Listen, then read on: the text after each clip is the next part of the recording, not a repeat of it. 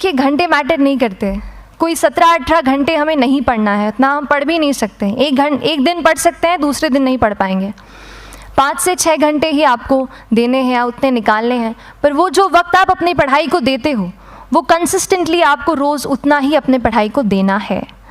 Consistency is the key, that is the first and the most important thing जो आपको ध्यान में रखनी है। दूसरी चीज़ इस एग्ज़ाम में मुझे लगता है इक्वली इम्पॉर्टेंट है, क्योंकि ये जर्नी लंबी होती है। जैसे एग्ज़ाम ही 1 साल तक चलती है, आप प्रीलिम्स देते हैं, फिर आप मेंस देते हैं, आप इंटरव्यू में जाते हैं पर्सनालिटी टेस्ट के लिए, तो एग्ज़ाम 1 साल तक खुद चलती है। उसके पहले मान लीजिए आप 1-1.5-2 साल पहले से प्रिपेयर कर रहे हो, तो ये जर्नी काफ़ी लंबी रहती है। उस जर्नी में मेंटली अपने आप को मोटिवेट रखना, अपने आप को बूस्ट करते रहना, वो भी इक्वली इम्पॉर्टेंट है। और इसीलिए अपने आप पर भरोसा बेहद ज़रूरी है। You need to have a faith in yourself कि अगर आपने इसमें कदम रखा है, अगर आपने सोचा है कि आप सिविल सर्विस एग्ज़ाम देना चाहते हैं और देंगे, तो आपको ये ठान के उसमें जाना है कि हाँ मैं ये कर सकता या कर सकती हूँ। ये एक अपना मोटिवेशन, अपने साथ एक फेथ, बिलीफ अपने ऊपर आपको हमेशा रखना है।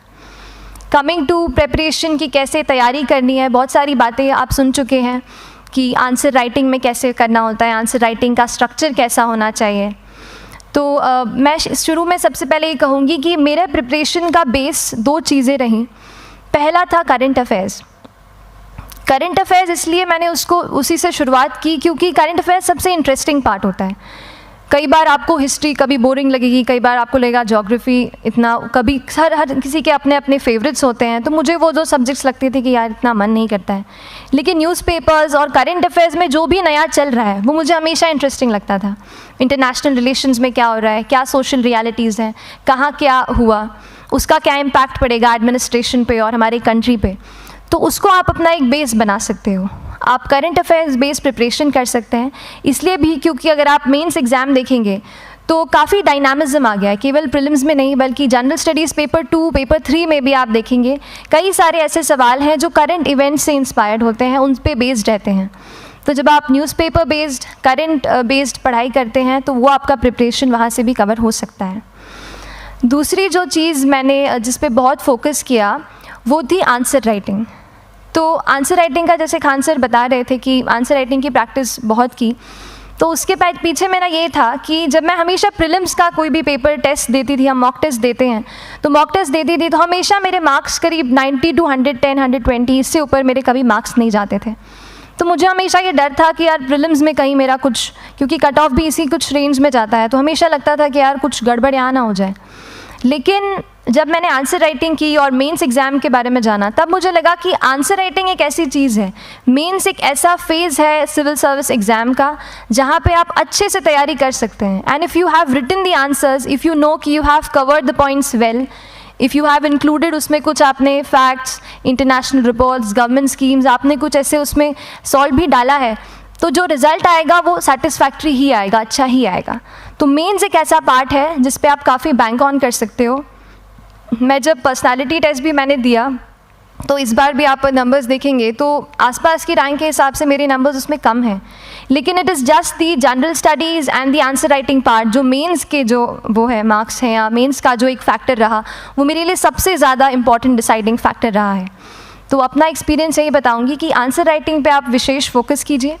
जैसा स्ट्रक्चर आपको बता ही चुके हैं कि इंट्रोडक्शन में कैसे आपको शॉर्ट रखना है, बॉडी एंड देन कंक्लूजन, उसमें छोटी चीज़ जैसे मैं अभी मेंशन कर रही थी, आप एक इंश्योर कीजिए कि देखिए जो भी एग्जामिनर आपकी कॉपी चेक कर रहे हैं वो दिन में 10, 15, 20 कॉपीज़ चेक कर रहे हैं, तो उन सब से आपको अलग कैसे आप अपनी कॉपी दिखा सकते हो, ये चीज़ आपका प्रेजेंटेशन और आप जिस तरीके से आंसर लिखते हो कंटेंट को, वो मैटर करेगा। आप इंश्योर कर सकते हैं कि आपके आंसर में कुछ फैक्ट्स, गवर्नमेंट की स्कीम्स, कुछ कमिटीज़ बैठती हैं, जैसे एक प्रिवेसी पे जस्टिस BN श्रीकृष्णा कमेटी की रिपोर्ट आई है, तो आप मान लीजिए आपको कोई प्रिवेसी पे सवाल आ गया तो आपने उन कमेटी का नाम कोट कर दिया। ऐसे बहुत सारी कमिटीज़ होती हैं। कुछ इंटरनेशनल रिपोर्ट्स आते हैं, वो आप उनको इनके बारे में लिख सकते हैं। इंडिया का मैप आप बना सकते हैं। मैंने सीख लिया था कि 10-15 सेकेंड्स में कैसे जल्दी से मैप बनाना है और उस पर कैसे पॉइंट कुछ करना है, कुछ लोकेट करना है। तो ये कुछ ऐसी चीज़ें हैं जो आपके आंसर्स को एनरिच करेंगी और प्रेजेंटेबल बनाएंगी। तो इस तरीके से आंसर्स पे जैसे हम क्लास करते हैं लेकिन उसके साथ साथ आपको ये कोशिश करनी है कि 1 से 2 आंसर पर डे आपको ज़रूर लिखने ही लिखने हैं, apart from the test series that you are doing. Answer writing से 2-3 चीज़ें होती हैं, ना केवल हमारी एक लिखने का हमें समझ आता है हम क्या लिखते हैं कैसा है, पर हमारा कॉम्प्रिहेंशन भी इम्प्रूव होता है, हमें कितना समझ में आया वो भी हमें खुद समझ आता है जब हम आंसर्स लिखते हैं। और इसीलिए आंसर राइटिंग पे आप फोकस कीजिए, 1 से 2 आंसर्स ज़रूर लिखिए। और आंसर राइटिंग के बाद the third pillar of my preparation जो काफ़ी इंपॉर्टेंट जिसने रोल प्ले किया, that was tests and test series and mocks. देखिए हम पढ़ रहे हैं यहाँ पर, I will also come to the point कि हम कैसे दिल्ली, भोपाल और इंदौर में प्रिपेयर करके बिना दिल्ली जाए हम कैसे कर सकते हैं, I will come to that point. पर उसके पहले टेस्ट की थोड़ी बात कर लेती हूँ कि टेस्ट देना क्यों ज़रूरी है। हम ये जो एग्ज़ाम दे रहे हैं सिविल सर्विस की, ये एक ऑल इंडिया लेवल एग्ज़ाम है and this cut throat competition. तो उसके लिए आप केवल पढ़ते रहें, सारी बुक्स, मटेरियल्स, स्टैंडर्ड ये करंट का सब पढ़ लें, लेकिन अगर आप ये नहीं जज कर पाए कि आपका क्या लेवल है at an all India level, तो चीज़ें समझ में आप नहीं, मतलब आप आगे नहीं बढ़ पाएंगे या सही डायरेक्शन नहीं पकड़ पाएंगे। तो इसलिए आप टेस्ट से घबराइए मत। कई बार टेस्ट का इनर्शिया होता है, ऐसे लगता है कि जब तक पूरा सिलेबस कंप्लीट नहीं कर लूँ तब तक टेस्ट नहीं दूंगा, लेकिन सच में बात ये होती है कि जब तक हम जीएस के मतलब पेपर देने अंदर भी घुसते हैं ना, तब भी उस सेकंड पे लग रहा होता है कि कुछ छूट गया है हमारा। तो ये चीज़ होगी ही, इसीलिए ये मैं कभी मत सोचिए कि जब तक पूरा सिलेबस नहीं कर लूँ टेस्ट नहीं दूंगा। जैसे आपका एक थोड़ा बेस बन जाता है प्रिपरेशन का, आप टेस्ट दीजिए, चाहे वो प्रीलिम्स का एमसीक्यू का टेस्ट हो या मेंस का राइटिंग स्किल की प्रैक्टिस हो, टेस्ट पे आप फोकस कीजिए। उसके बाद टेस्ट केवल देने के लिए नहीं देना है, उसको एनालाइज भी अच्छे से करना है। When you get the answer hints, when you get the answer keys, analyse properly कि आपकी क्या गलती हुई है और उससे भी सीखने की कोशिश कीजिए कि क्या कुछ नया मुझे इस टेस्ट पेपर से या इस आंसर कॉपी से मिल सकता है। तो इस तरह से टेस्ट पे भी आप फोकस कीजिए। And I will come lastly to the point कि जब मैंने प्रिपरेशन शुरू की थी अपने कॉलेज के 2nd ईयर 3rd ईयर आते आते, तो मन में बहुत सारे फियर्स थे। मैं भी एक नॉर्मल फैमिली से हूँ, मेरे फैमिली में किसी ने आज तक सिविल सर्विस का पेपर भी नहीं लिखा था, तो मन में बहुत सारे फियर्स थे, डाउट्स थे, क्या होगा कैसे होगा। तो हो सकता है आपके मन में भी ऐसा हो। और हम जैसे यहाँ रहते हैं, हम सोचते हैं कि दिल्ली जाना तो सबसे ज़रूरी है, उसके बिना तो ये एग्ज़ाम हो ही नहीं सकती। तो उस पर मैं एक चीज़ बताना चाहूँगी कि जैसे KSG जैसे इंस्टीट्यूट हैं, जो फैकल्टी भी हमें वही मिलती है जो दिल्ली में पढ़ा रहे हैं, तो ये एक बहुत पॉजिटिव पॉइंट है कि क्वालिटी का कोई दिक्कत नहीं आएगी।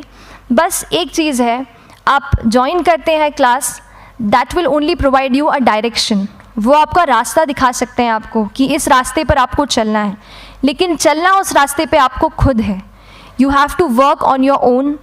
कभी ये मत सोचिए कि मैं वहाँ नहीं जा पा रहा हूँ तो नहीं हो सकता, यहाँ है तो हम एक्सक्यूज़ेस बनाते हैं, कई बार चैलेंजेस आते हैं। तो मैंने कॉलेज के साथ प्रिपरेशन की, तो उसमें भी काफ़ी दिक्कत आती थी। कभी कभार कॉलेज की एग्ज़ाम होती थी तो इसमें मैं अपना उतना वक्त नहीं दे पाती थी। तो उस मोमेंट पे फिर प्लानिंग ने मुझे बहुत हेल्प किया कि हम किस तरीके से अपने कॉलेज के एग्ज़ाम के लिए प्लान कर लें। जैसे मैंने इंजीनियरिंग की है और मुझे पता है कि हम इंजीनियर्स 1 महीने से ज़्यादा पहले से पढ़ते नहीं हैं, पढ़ते हैं क्या? तो वो चीज़ आप ध्यान रख सकते हो, उसको अपना स्ट्रॉन्ग पॉइंट बना सकते हो।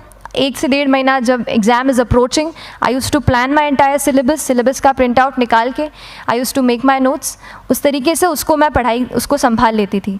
तो whenever you are managing those things together, focus on planning, किस तरीके से आप एक माइक्रो प्लान बनाएं, अपना डेली एक प्लान बनाएं, वीकली टारगेट सेट करें और एक ब्रॉड विजन दिमाग में रखें कि ब्रॉडली आप मंथ्स में क्या कवर करने वाले हैं। अगर आप प्लानिंग अच्छे से करते हैं तो ज़्यादातर पोर्शन आपका वहीं से कवर हो जाता है, और जब आप टारगेट्स बनाते हैं, उनको टिक करते हैं, तो एक सेंस ऑफ कंप्लीशन भी आपको मिलता है कि yes I am on the right path और मैं सही जा रहा हूँ या जा रही हूँ। तो इस तरीके से प्लानिंग पे भी इक्वली फोकस कीजिए। एंड बस यही सिंगल बिगेस्ट मैसेज मेरी तरफ से यही रहेगा कि आपने अगर ठान लिया है, अगर आप सोचते हैं कि आप ये एग्ज़ाम क्रैक कर सकते हैं, तो आपको रोकने वाला और कोई नहीं, आप खुद ही हो सकते हैं। तो खुद आप अपनी रुकावट कभी मत बनिए, एक्सक्यूज़ेस मत बनाइए। ऑब्स्टिकल ज़रूर आएंगे, उन्हें आपको चैलेंज करना है। Challenges are meant to be challenged. तो सही तरीके से अपने ऑब्स्टिकल्स को हैंडल कीजिए, और इस एग्ज़ाम में अगर आप सही स्ट्रैटेजी रखते हैं तो आप अपने एक अटैम्प्ट में ही इसको क्रैक कर सकते हैं। एंड एनीवेज आप जो भी अटैम्प्ट नेक्स्ट रखते हैं, दिल में यही रखिएगा कि जो ये मेरा नेक्स्ट अटैम्प्ट होने वाला है, ये मेरा बेस्ट अटैम्प्ट होने वाला है। कभी भी इस एग्ज़ाम को हाफ हार्टेडली मत दीजिए कि चलो दे के देखता हूँ कैसा है पैटर्न का एग्ज़ाम का। अगर एग्ज़ाम का पैटर्न देखना है ना, तो घर पे 3 घंटा टाइम लगा के एग्ज़ाम दे दो, बस केवल पैटर्न देखने के लिए एग्ज़ाम अटैम्प्ट मत कीजिए। जब आप एग्जामिनेशन हॉल में जा रहे हैं या कोई अटैम्प्ट आपने सेट किया है, तो अपना सब कुछ उस एग्ज़ाम को दीजिए, अपना टाइम, एनर्जी, फोकस, जितना भी करेक्ट आप उसमें पॉजिटिविटी डाल सकते हैं उसको दीजिए, एंड पूरी तैयारी के साथ ही इस पेपर को दीजिए, and I am sure that you will succeed. So till then, all the very best to you and good luck. Thank you so much.